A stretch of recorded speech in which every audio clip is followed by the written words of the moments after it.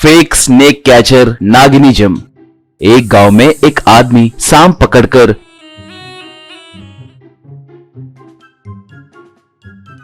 उन्हें लोगों के सामने नचाते हुए उनसे आए पैसों से अपने परिवार का पोषण करता था। उसकी पत्नी किरणमयी और बेटा मनमोहन भी उसी के साथ प्रदर्शन करते थे। एक बार उसी के एक सांप के काटने के वजह से उसकी मौत हो जाती है। बाद में मनमोहन अपने पिता के काम को जारी रखते हुए मां का पोषण करने लगता है।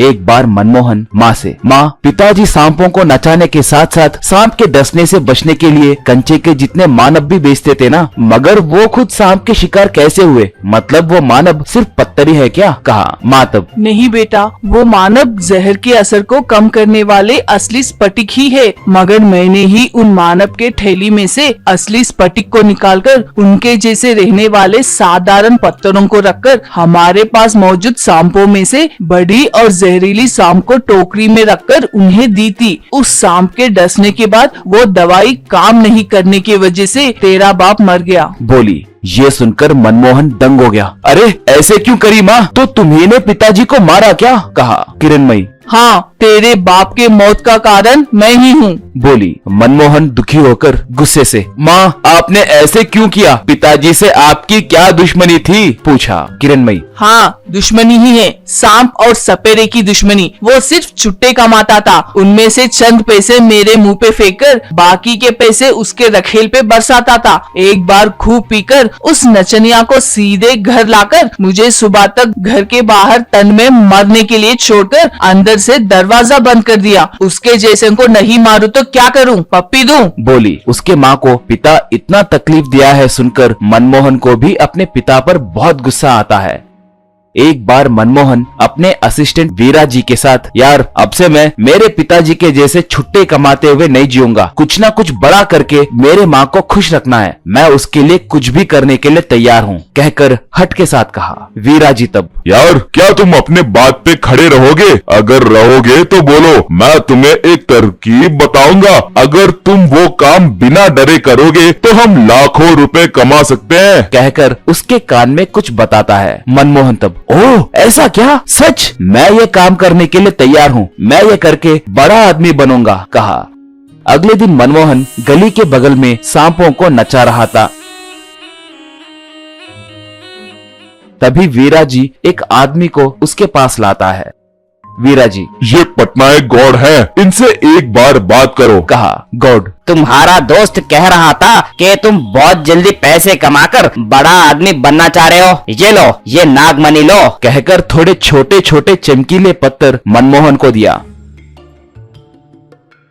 मनमोहन दंग होकर, क्या ये नागमणि है? इन्हें ही नागमणि कहते हैं, कहकर पूछा। गौर तब, नागमणि ऐसे ही दिखते हैं, मगर ये असली मणि नहीं है, ये नकली है। सांपों को नचाते वक्त एक एक सांप के फन के ऊपर एक एक नागमणि को फेविकॉल से चिपका के ये नागमणि है कहकर नचाओ। ये लो फेविकॉल ट्यूब, इन्हें देखकर लोग बेचने के लिए पूछेंगे। थोड़े लोग तो 5,000 रुपए तक देने के लिए तैयार होंगे, मगर तुम उनसे वो असली मणि नहीं है, सिर्फ 500 रुपए देकर लीजिए, ऐसे उनसे विनम्रता से कहो। सब आश्चर्य में पड़कर तुम्हारी ईमानदारी की तारीफ करेंगे। तुम मुस्कुराते हुए बैठकर मेरे दिए नकली मणियों को सिर्फ 500 रुपए में ही बेचो, कहा। यूं कहते ही मनमोहन निराश होकर, ये क्या सर, नकली मणि बेचकर लाखों रुपए कमाने के बगैर ऐसे हरिश्चंद्र के जैसे सच कहने की क्या जरूरत है, कहा। तभी गौड़ हंसकर, वैसे किए तो सिर्फ 1 हफ्ते के अंदर ही तुम जेल में रहोगे, जल्दबाजी मत करो। मेरे कहे जैसे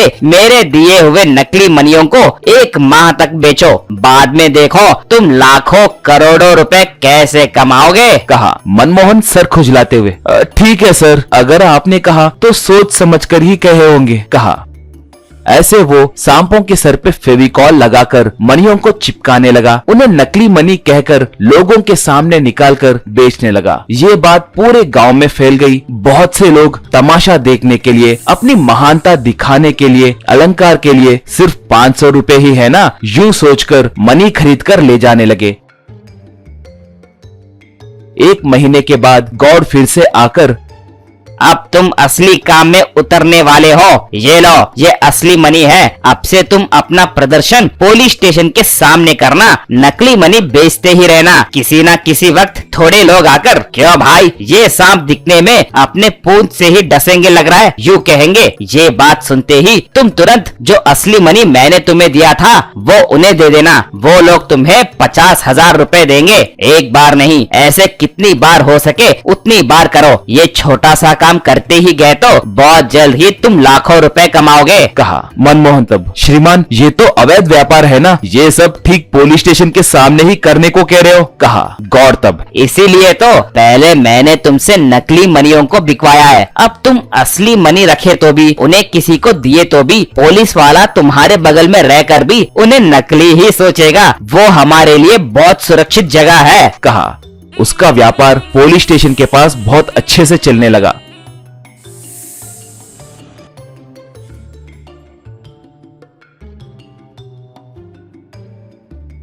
एक बार दो लोग वहां पर आकर, देखने से तो तुम्हारे सांप अपने पूंछ से ही डसेंगे लग रहा है। कहते ही जोर से पुलिस विजिल सुनाई दी।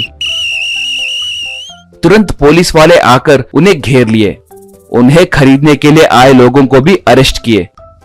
बाद में इंस्पेक्टर विजय मीडिया से, ये असली मनियों का अवैध व्यापार, ये सब गॉड नाम के व्यक्ति का प्लान है। पहले सांपों को नचाते वक्त थोड़े दिन नकली मनियों को कम दाम में बेचकर बाद में असली मनियों का स्मगलिंग करवाना उसका प्लान था। कल ये वीराजी नाम का व्यक्ति खूब पीकर कमीशन के बदले उसे भी हिस्सा देने के लिए मनमोहन से लड़ रहा था। ये सब वही मुफ्ती में मौजूद हमारा कांस्टेबल सुनकर विराज को पकड़कर मारा तो वो सब उगल दिया। चाहे जितना भी बड़ा प्लान डाले, कोई छोटी गलती करे तो भी पकड़े जाएंगे। कहा ऐसे गौड़, वीराजी, मनमोहन सब जेल में डाले गए।